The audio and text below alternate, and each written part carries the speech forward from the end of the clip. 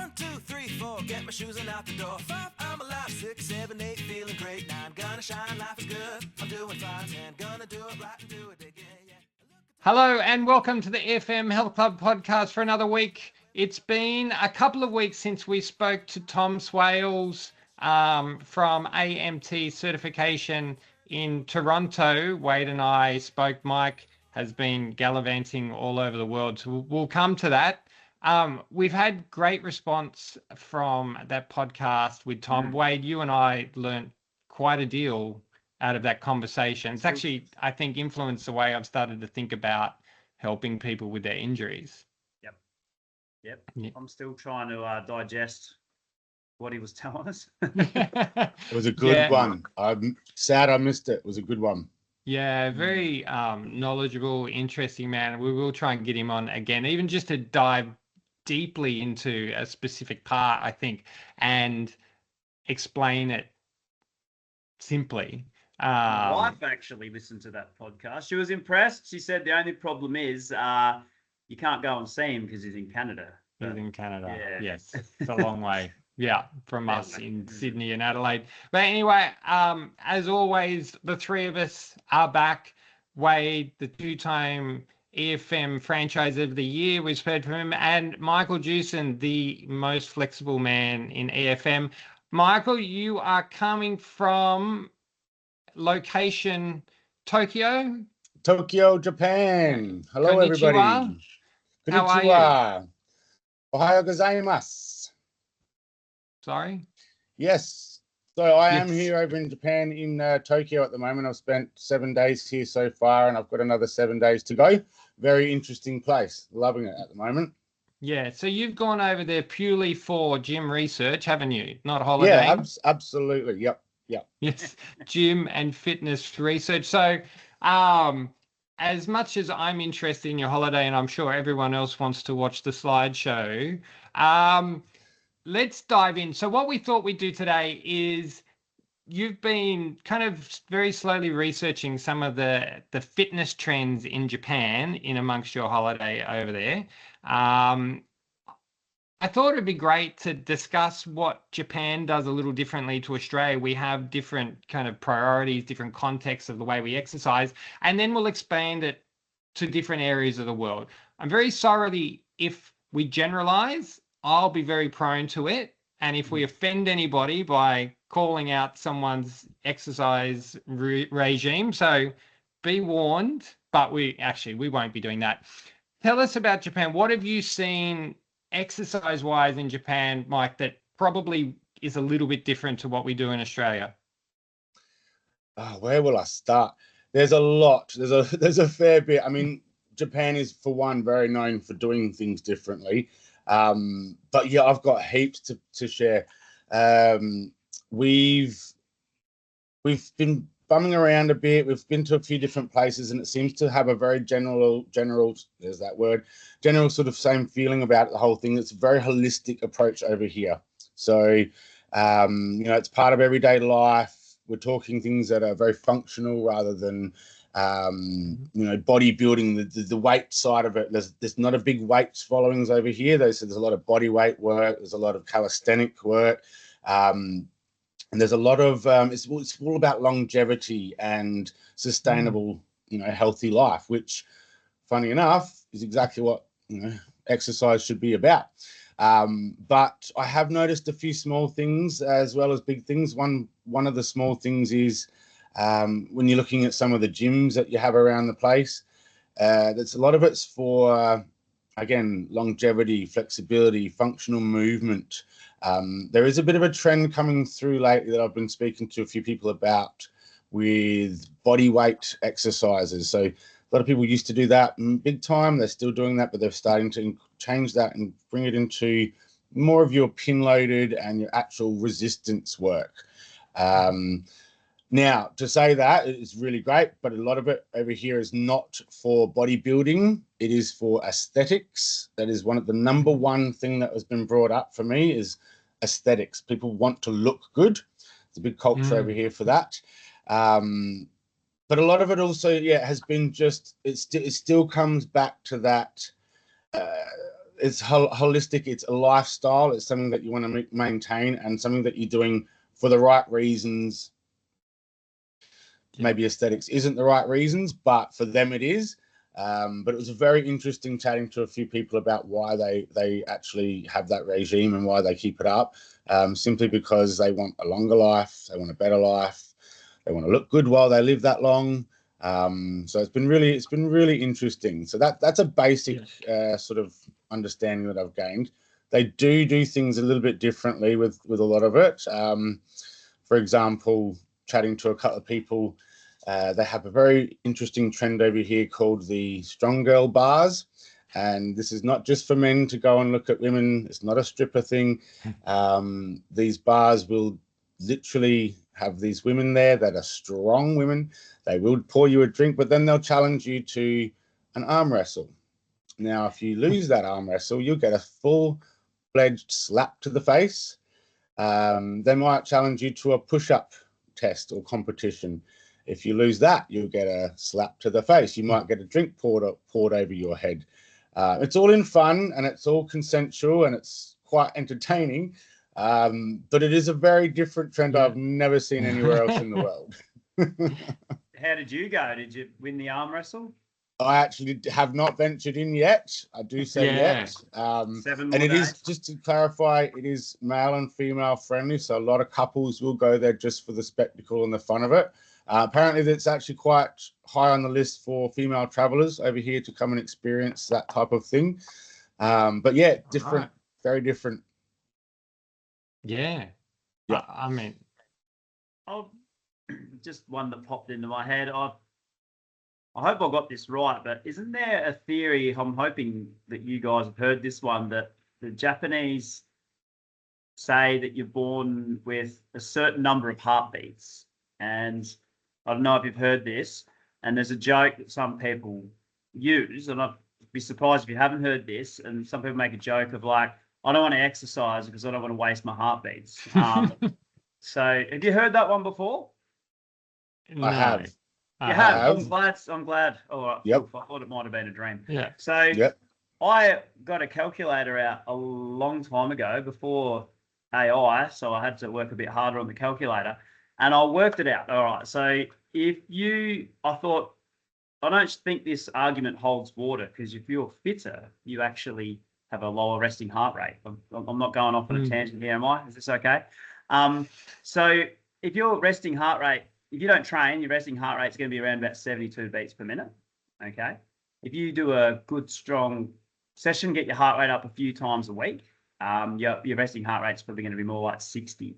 So when you do the maths, you actually, for the people that keep using this excuse, you actually have less heartbeats overall if you're fit. So there you go. Yeah, I think the people who make the argument they shouldn't exercise because it's costing them heartbeats are wrong on multiple levels. They're not very good at maths or But I just thought physiology. it was fun to work it out. I thought maybe there's something in this, but there's not even something in their argument. So No. No. I think it's interesting that, I think Australia's gym movement, is kind of going towards maybe what Japan have known now for quite a while, that your exercise should be of benefit to your life, not primarily to look good at the beach, but for movement and longevity and to be able to do things later in your life. I mean, there's a whole podcast and book and talk kind of circuit of people going, this is how you live longer. And it would appear that Japan have been doing it in their exercise setup for decades and decades, long before people started doing blood tests to see what was in there. Yep. Agreed.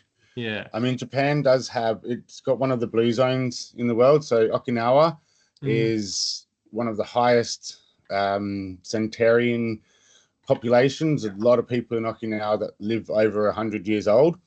A lot of that's to do with their lifestyle, of course, and their food, exercise.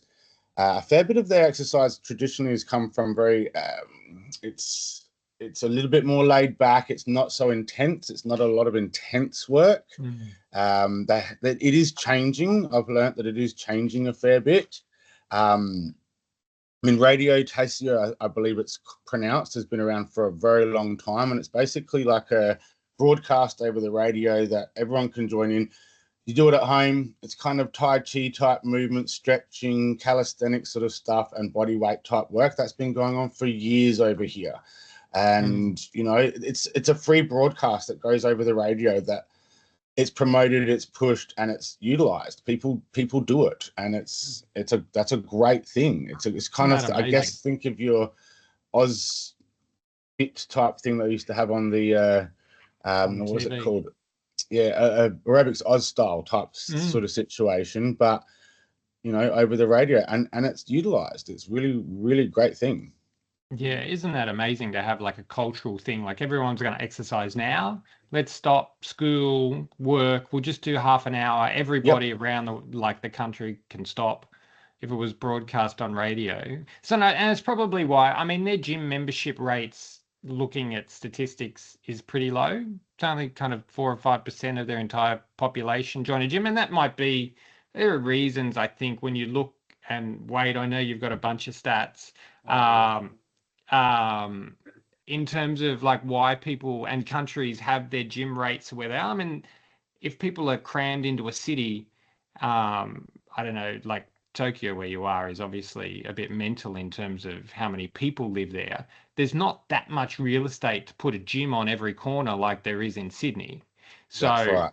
you know, like not everyone's going to join a gym. I assume it'd be a little bit more expensive.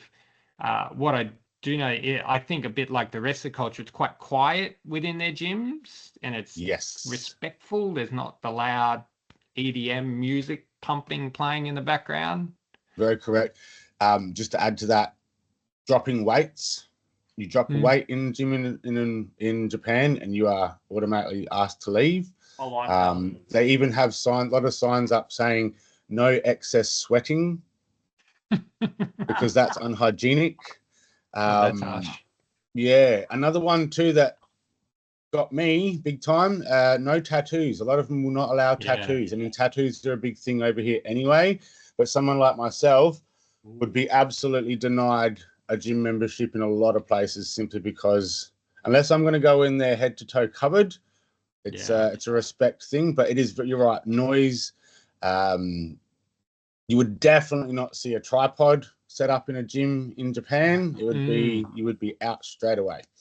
Another good rule. Yeah, isn't that interesting? Like, I guess it follows the stereotypical culture, right? Where it's you know, ritualistic, you know, as per the radio telecast for exercise. We're going to do it at this time, and when you go to the gym, if you do happen to go to the gym, well, then you're going to follow the rules of normal society. Like you can't just go and do whatever you want. You're going to follow the rules or get out. Yep, very much. Yeah. Very How would much we go so. doing that in an we have good rule followers at EFM, I think, in general. You know, the weights get dropped occasionally and somehow it's always an accident. I'm not sure. The same people have an accident all the time. If I could have no music in the gym, I'd be extremely happy, but I'm not sure everyone else would be. It's so ingrained to have noise and music constantly blaring at us. Absolutely. Yeah. I can agree. I very rarely hear the music in my club. It's on, but I am quite often asked, can we turn the music up a bit? And I prefer that you hear me whilst we're in the gym. I prefer that everybody can understand what's going on. So we don't have the music too loud, but over here, you'd be lucky to hear any music in the gyms. Yeah. Oh, yeah, and it's great. Love it. Bliss. Bliss. So if they're at about 4 or 5%, let's go to the other end of like gym adoption within a society. Wade, you're the man with the stats. That's what I'm going to dub you. Where would we go in the world for the highest population of gym membership? The Nordic countries like Sweden, Norway, Denmark, they're all up there, like 22%. And I guess So- the first thing I think of is they're getting out of the snow inside. Trying to stay warm. Yeah. So Yeah. yeah, that's always going to be a big factor. I suppose the amount of people who have a gym membership is definitely not a direct reflection on how fit and healthy people are. It's just a different way of getting it done. Different results too, of course. I would suppose if you go into a gym, you're going to be more likely to have a bit more muscle mass and maybe better bone density if you're doing weight training versus, like everything has its benefits. USA's up there, 21%. Yeah. Australia's down there at 15%, same as the UK, 16%. Canada's 16, 17%. So yeah, it's those cold Nordic countries that have the highest. Well, it's more a part of their lifestyle, right? Yeah, well, You would these say- countries also do a lot of commuting on bikes and running and Yeah. walking too. So, like Netherlands, of course, famous for its cycling, I think. Yeah. Yeah. That's well, actually quite big over here as well. Okay. cycling. Yep. Yeah. Yep. The bike lanes over here are not this wide. They're this wide. And they're everywhere. Everybody's on a bike. Nobody wears a helmet, I will say that. But everybody's on a bike. It's quite good to see. Yeah. I think those Nordic countries are a bit more fascinating, that they have quite an ingrained culture of bit more like Japan, that exercise is a bit more for prescription, which we've spoken about in previous podcasts, in terms of looking after your own health and being proactive and taking your daily dose of exercise to remain healthy, rather than waiting till you're sick and being told by your doctor that you have to lose a bunch of weight because you're pre-diabetic. It for whatever reason, it seems to be really ingrained in that series of countries or that area's culture. And gym memberships reflect that. Like one in 4.5, 1 in 4 have a gym membership in the countries. You'd have to think it starts young at school. You would have to think, because I think that's where a lot of your habits are set. You're not going to finish school and then totally change how you get around in your day. I think I might have brought it up in another one of these podcasts where in South Africa, I've got a couple of South Africans that come in, and it was completely normal over there to run before school. Well, everyone would run, whether you're a natural runner or not. Everyone in the school, that was just their standard normal. And I spoke to a lady the other day about it, and she was like, "Oh yeah, we run every morning." Like it was just what we did. Where in our culture, it might be in some schools, but overall, I wouldn't say it's the done thing. Some PE teachers probably would love it to be, because they understand how much better their kids perform in class and how much better they concentrate when they've done that exercise to start their day. But South Africa, I don't know what they do these days, but yeah. It's a bit of a different world back when we were growing up too. Like it's, I don't think, I mean, my kids are getting to the end of school and they only would do sport before school if they had a specific kind of team that they were in. If they're in the soccer gala day, and they would, we're going to have one training session so everyone knows which direction to kick the ball. Like there's no scheduled training anymore. There's no scheduled fitness. Did you guys do that when you were at school? Because we did. I remember in my early days, we would have 5 or 10 minutes before school started where we would all have to do something. Did you guys do that? I think I must be getting too old, but I think I remember lining up at the playground. We did like an obstacle course to start a morning, and I just really can't remember. I don't remember it being like the done thing. It's a done thing when you don't think about it. It's just what everyone does. Like I don't remember it being like that. I remember the PE. I was a cross country runner, and I didn't like it, but I suppose I was okay at it.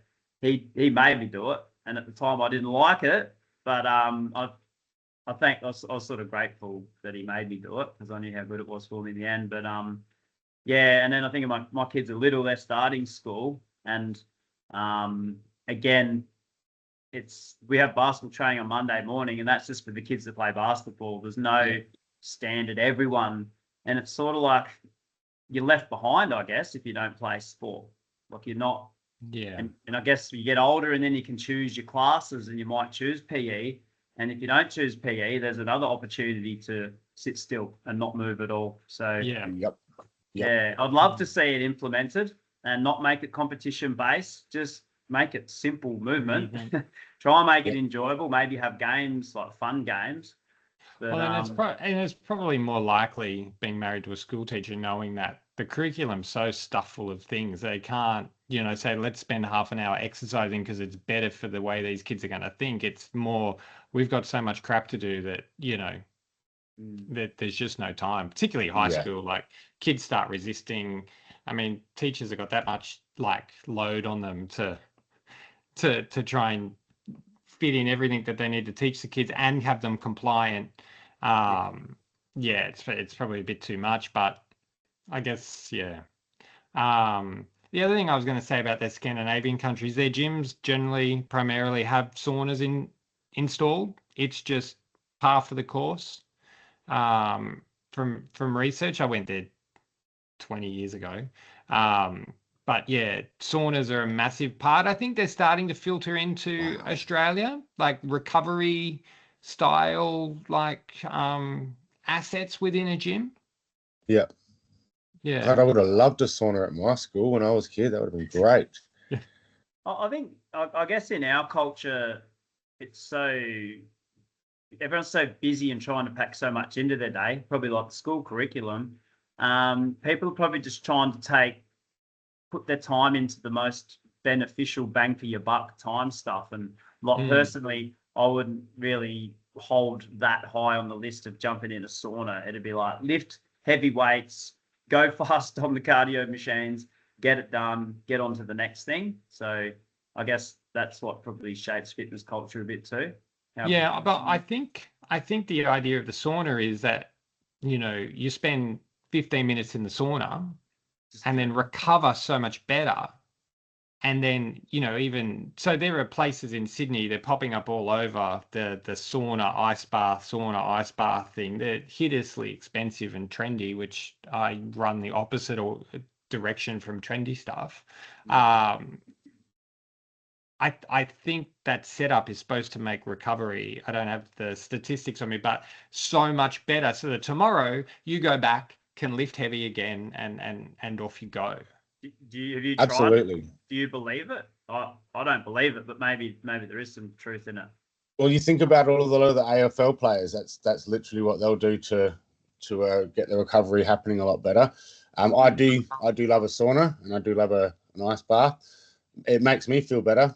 I can't say for everybody, but could just be a part of the brain saying, yeah, you've ticked the box. But I do enjoy that side of it as well. Do you think it reduces your DOMs and you can get back into a weight session earlier? I reckon it does. I mean, we spoke before about DOMs and having more circulation and movement. I mean, and having a good stretch after like a weight session. Those things are all ticked by those two functions, right? Yes. Heat up, cool down. Promotes a lot of blood flow, better recovery for the muscle.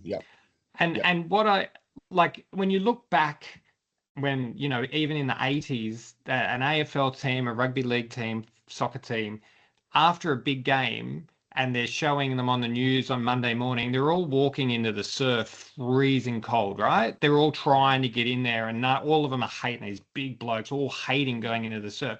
They were doing that back in the 80s. Now they're just like jumping in ice baths and stuff. So the theory must, if they're still doing it all the way, like with all the modern science, if the idea is to get in an ice bath now, and if there's like 40 years down the track, there's got to be something in it, because modern science want to remove everything that happened in the 80s, because they would train and tackle and whatever, and they'd always be injured. If they're doing it now, I reckon it's always held true. I won't do it, but I reckon it's true. It could be more for the bruising. I don't know if I've ever played footy, but you can hardly walk the next day because it's like you've been in a car crash every weekend. It's pretty brutal on a Sunday morning being able to move. I wonder how much of it's for the actual bruising or how much of it is for the legs to recover. So when training comes around again, you can get more out of it. Yeah, interesting. It's probably a bit of both. But as you say, they're still doing it. Yeah. It must serve a good purpose. I played a real man sport, golf, Wade. Well, getting hit with the golf ball might hurt more than It does the it, putt. does it. Yeah. So yeah, I find that interesting, and I think a bit like Japan to the Scandinavians, they strength train for longevity rather than, that's what all the research says. They're in it for their future, not for, Not their so present. much for now. Yeah. Weight Yeah. training over here is not not everybody, obviously, but it's, again, a lot more aesthetics. It's to look good. It's to feel good. It's to extend life, to be more functional through life, to be stronger through life. So I asked one of the guys that I was talking to, what's your typical regime for the week? And he'll say 3 days a week, 1 day cardio, 2 days of weight training. But then every single day, without question, there's walking. They do there's a big thing over here, the Japanese walking trend. It's been going around for a long time too. 3 minutes of intense walking, 3 minutes of very slow for 30 minutes. They do that every day, no matter what. That's actually not even put into their regime. That's just their normal day, everyday life. But one of the guys said to me, a couple of days or 3 days a week. They're not excessively lifting weights to the point where they can't move the next day. It's more about that functional and that longevity, and again, a lot of them said, I just want to look good naked. So that was the other side of it I've heard. Yeah. Well, I mean, let's go to the other end of the spectrum, the US, right? And I think it's interesting, and I've heard in different podcasts and different things I listen to, the trend that they're going towards, particularly, I guess, the more wealthy, is that their gym is becoming almost like the golf club used to be. They'll go to the gym on the weekend, and that might be the place you go for dinner or to relax by the pool on the weekends when you're not working out. Where EFM Health Clubs, their whole club culture is kind of merging with their gym setup, which I find really interesting. It's a little bit elitist. I don't know if it's coming to Australia, but that seems to be what they're doing. Like a gym Almost, yeah. Yeah, they're very expensive. 100, actually more than that. It's kind of around the $100 a week, $150 a week. But you've got your gym, you've got your sauna, you've got your spa, you've got your pool. There's the restaurant there. You've got dry cleaning. You've got everything there. You're in your resort. So on the weekends, exactly. I can see the attraction. It's like you're sort of always on holidays. You go to work, and then you're on holidays. You go to work, you're on holidays. But then when you go on holidays, I don't know, like you've just been doing it. Like, wouldn't that take away from your holiday? Well, they only get 2 weeks holidays. They only roughly get 2 weeks holiday a year. We're like 4 or 5. So, yeah, maybe So it's kind of becoming, and I guess this is high end. I'm sure within America there's a lot of $2 and $3 and $5 a week gym memberships, because if they've got 21% membership at gyms across 290 million people, that's what is that? Like that's I'll do the maths while you guys are talking. It's like that's 60 odd shrinking over there. So 60 odd million people attend a gym or are members of a gym. But yet their obesity rate is one of the highest in the world. Well, it's probably closer to 50% or something, isn't it? Yeah. Overweight or obese, I think. Overweight or obese, or something. So it seems to be having the two classes of people, the people that kind of recognize, and almost like if you're going to a gym resort, you're making that fitness and the gym part of your lifestyle. Yeah, it would help. Yeah. I don't know if that's coming to Australia. I think in Australia we fit roughly in the middle, right? Yeah. We do it as a bit of a compliment. We do it we've got all these other outside activities. We have the best like weather in the world. I don't know, maybe in Sydney and Adelaide, maybe not so much. The sun's always shining. There's multiple golf courses. There's bikes. There's, trails to hit. You can go running, walking, join a soccer team, a basketball. Like there's so many options that gym membership, I don't think is an absolute crucial part of everybody's life. I guess Scandinavia, if it snows for 6 months of the year and you can't go out, like the gym's the only place you're exercising. Yeah. Even the culture within a city, like just observing our neighbourhood here in the eastern suburbs, you get a few people walking around and jogging around, but if you go to Glenelg, there's people everywhere. And I've noticed that going to Perth. It's probably a younger population, but there seems to be a hell of a lot more people there exercising in Perth, and they look like the sort of people that also go to a gym when they've got their singlet on. You can generally tell. And going up to Queensland as well, there's a hell of a fitness culture up there, and I think what really helps up there is how light it gets early up there. Like it must be so easy to go to the gym at 6 a.m. up there. It's been light for an hour. So here in the depths of winter, it's getting light after 7. So there's all these factors. Yeah, factors. And so like in Japan, Mike, if we go back there, like the obesity rate, I just mentioned it in America, like 40%. It's pretty low. Like just walking around, is there any noticeable difference between what's, Japanese and any, because if they're doing 30 minutes of walking in essentially a HIIT program every day, that's fantastic for weight loss and maintenance. I must say I haven't noticed the consistency of it. God. That's right. And that was actually something that word itself pops up so much in a lot of the things I've read. It's consistency. I'll just check my notes here. Consistency, longevity is the big thing. We want to make sure we're doing it every day until it's ingrained. And I think, as you said, Wade, earlier, a lot of it's done from when they're young, which is great. And so I will say I haven't really noticed a huge amount of, say, overweight in general public, unless it's on purpose. And that's where things like your sumo sort of style sport comes into it. A lot of those guys are praised and pride to be a bigger sumo, and obviously going to help with the sport that you're playing. So it's kind of more deliberate, which whether or not that's good or bad, it is what it is. But I can't generally say. I've seen most people around here looking pretty fit and pretty healthy, and you see it again. They're walking to work, they're riding to work. The general fact, the Japanese walking that they do every day, the food they eat, all comes down to why a lot of them live to over 100. The food would be pretty clean in general. Like, is there much in the way of fast food restaurants? Well, I've been 3 cities over here now. I've seen 2 or 3 maybe McDonald's, KFCs, or anything like that. They're here. They're absolutely here, but they're tucked away. You're going to see the ratio of something like that of our fast food and their fast food, which is popping into a tiny little hole in the wall that has ramen or some sort of sashimi or sushi, or even the okonomiyakis, which is very hard to say, but delicious food, but it's really simple, really clean.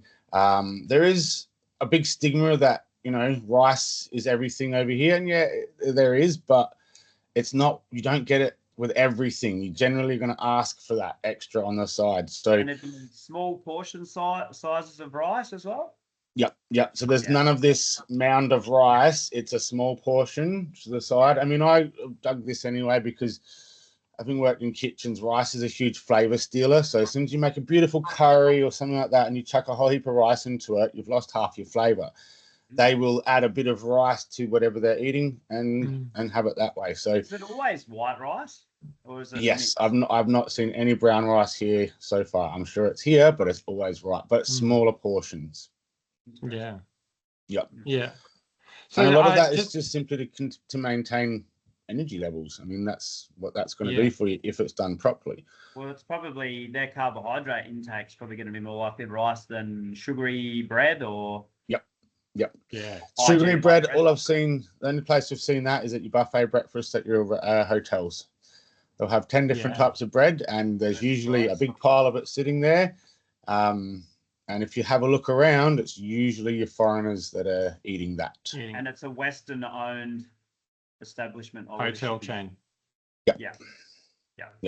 So Interesting. Japan obesity rate and like BMI, we all know the issues with BMI, but you know, it's the best, you know, across all commonalities, that's probably the best approach. 5% obesity rate in Japan. So a greater than 30 BMI. So plus or minus 1 for people with large muscle masses and short people and whatever. And so compare that to Australia is 32%. Mm. There you go. So 1 in like 20 in Japan will be considered obese via BMI. Don't yell at me for using BMI, but that's the best measure across populations. That'll do. And 1 in 3 in Australia would be considered obese. Incredible. So I think It's we've got a lot. like the government is doing things to look after its citizens in this whole. It's almost like that, but I'm sure the culture, the underlying culture thing, is a big part of it too. Well, they get behind it. They do. And you're actually very true. There's a lot of government and hierarchy sort of initiative here. They have a national sports day. They have a day that everybody stops. It's a holiday and it's a sports day, and you're encouraged to do sports and activities, and everybody gets the day off work, and it's a big, huge, it's great. I think that's fantastic. For one, it's healthy and it promotes exercise, but two, brings back the nostalgic days of, you know, high school and primary school when you could run 100 meters. Carnival. Exactly. Yep. I think it's fantastic. But again, government puts it out there, or whoever puts it out there, but the people get behind it. And that's a big part of it. They will actively encourage each other. It's really nice to actually see. So yeah, it's very, very cool. So, and when you compare that to our National Sports Day, like Victoria get AFL Grand Final parade off so they can watch 50 people play sport. Melbourne Cup Day, like there's not even like there's 24 jockeys working on that day, and everybody's watching them while we have canapes. Like down in the champagne. Yep. Yeah, we don't get it. Nope. Like we just don't get it. Nope. Not at all. Do we? Nope. The balance, the consistency, the holistic type side of it is probably a bit lost on us, whereas it's absolutely ingrained into the culture here. And it shows in many ways. It shows in the smiles on their faces, the fact that there's, specifically in Tokyo, you think you're on a ground level, and stay with me here. You think you're on a ground level. You'll find a street where you then go up 10 flights of stairs and you're on another level. You go down the street. They jump up and down these stairs. They're moving. They're functional with no care whatsoever. And then you look to your left and you've got your overweight Aussies carrying a small bum bag full of crap, and they are struggling to breathe, red-faced, and you know it's completely different. And I mean, I must sit there and, what do they think of us? It's such an interesting thing to sort of look around, and they almost, I've had a few people, not so much myself, but a few people sort of comment on Australians, because I'm Australian, and Americans was a big one too. And the simple fact that kind of don't get it. They won't just come up and tell you this. You have to get it out of them because they're a very polite country. But once you get into that conversation, they kind of just do this face where it's like, well, it's pretty simple, guys. Like, sort it out. And it should be a lot simpler, but we just seem to not get it. I kind of wanted to go around the world a little bit, but I think we can, like looking at Japan specifically and having that holistic approach, maybe, I mean, we see it in our gyms, the younger population, you know, the guys in their 20s now looking for a little bit more of a balanced approach to exercise. I kind of feel like it's coming, but it's probably a few decades off, isn't it? I'd say, yeah. I think we've led a little bit more of that. You know, there's been a big pressure on females over the many years to look a certain way. Probably the boys have been given a free pass. I mean, we don't have to look a certain way, but if you're healthy and you live that balanced lifestyle, you're going to look a certain way. And I think a lot of the younger blokes out there now are starting to really catch on to that. You're not going to go out there and find that hot chick if you're a fat, lazy, overweight male. It's just, it's genuine. I mean, I'm not saying that's always the case, but it's moving in that direction. Probably needs to move a bit faster, but when I have a few younger people come into my gym now, it isn't always I want to get fit, because I want to do this, that, and the other. It's usually because I want to look good in the mirror. Yeah. Well, hopefully conversations like this people listen to might trigger some conversations with partners and parents and whatever around, just getting active and feeling and being healthier. And I think we've had this conversation about governments getting involved. Like imagine if kids stopped at 11 o'clock every morning and did 20 minutes of exercise at their desk. Like a lot of them, especially high schoolers, I mean, they'd sit there and begrudgingly do it, but it can happen if it happens early on. If it happens early on, that's the key. Just with the kids, my kids growing up in the gym here, they're going to be so much more likely to take up a sport or do some form of exercise because they're growing up not knowing anything else. All these adults come in, as far as they know, all the adults they know in the world exercise. That they wouldn't question it. Like Easton and I ran our first 2K park run on the weekend. He didn't really know how to approach it. He sprinted the first little lap, the oval, and said, "Oh, can we stop now?" I said, "Mate, no." I was trying to tell him to slow down. But by the time he got to the end, he just wanted to keep running. And it's fantastic. And he's my 8-year-old, my 6-year-old is pretty keen to join as well soon. And I don't think it'll be long at all before we'll be able to try the 5K. And it's just like, I just feel like in our culture, it's like the extremes are just moving further and further apart. As in the convenience of just being able to lay on your couch, order Uber Eats, just can watch millions of hours of worth of TV shows. Like if you lived 10 lifetimes, you could never watch everything that's on TV. And you can have food within minutes, and some people just can everything. You got vacuum robots to clean your house, and it's only going to get worse with, robots cleaning up your house in the future. And oh my God. And then you've got the other extreme where people want to live forever, and there's all this research, like the extremes just seem to be getting further and further apart. And I get so frustrated the government's not leading the charge on. But at least looking at the middle. Just look at the middle. At least look at the middle. Everyone doesn't have to be the extreme. Hell no, but not many people are going to be the extreme. Most of us fall into the middle. To the middle. Yeah, and it seems like the Japanese culture, Japanese government are looking at that middle. Like, we're all going to do this. If you want to be extreme in one end, you go and do your thing. If you get left behind, I guess that would have, I'm not sure about their welfare or whatever, but we're going to look at the massive chunk in the middle, and everyone's going to do this as a baseline. Yeah. Just set them up for success. Not everyone's going to succeed, but a hell of a lot more will if you're setting them up. Yeah. One thing I would say is those that maybe do fall behind, the first person to pull them up will be a loved one, a friend, family member. They look after each other. It is a culture here. So I've seen families. I've seen the one child that's running circles around the whole family, and then the one child that's sitting on his phone. And it'll be actively encouraged to get the phone away or get the children playing again, doing it together. It's not just, there's not separated so much. I mean, I don't have kids, I can't say this, but one thing you hear, I've got the one who's crazy and energetic, and I've got the one who's just not interested. He'll be intellectual. It doesn't matter if you're intellectual, if you're not. They encourage each other to keep moving, keep it consistent, and have fun with it, make it everyday life. So I feel like a lot of the time, they don't even let it get too far. Or that's what I'm seeing, let it get too far before somebody that cares about them is pulling them up and saying, you know what, you need to do this. And it's not just because of A, B, and C. It's because of A, B, C, D. There's so many reasons for it, and it's explained well. They talk about it, and that's the biggest thing. They talk about it. It's communicated.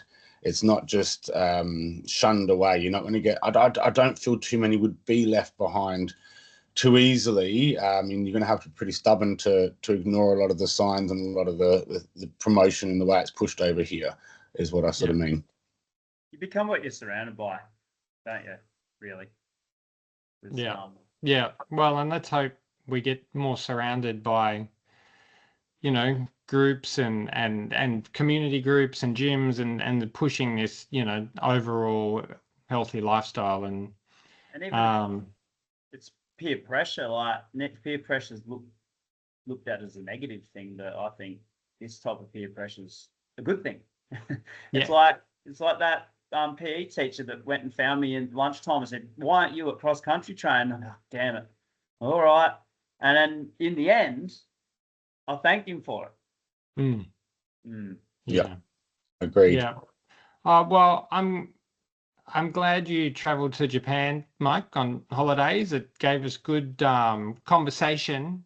Yeah. I'd prefer to be on holidays, but someone's got to stay and work, keep the country alive. I've been doing a little bit of it background, but I have enjoyed it. It's been a great, fun experience. We've got a little bit more to do, but it's been great to see how the other side live. Yeah.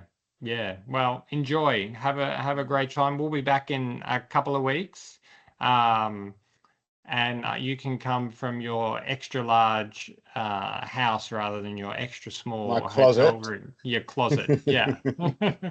All right, that'll do us for now. Follow the podcast on Instagram at the EFM Health Club Podcast. Wade at EFM McGill, Mike EFM Underdale, and myself EFM Westmead. That'll do us. We'll catch you next week. Michael. Thank you, guys. Thanks you, everybody.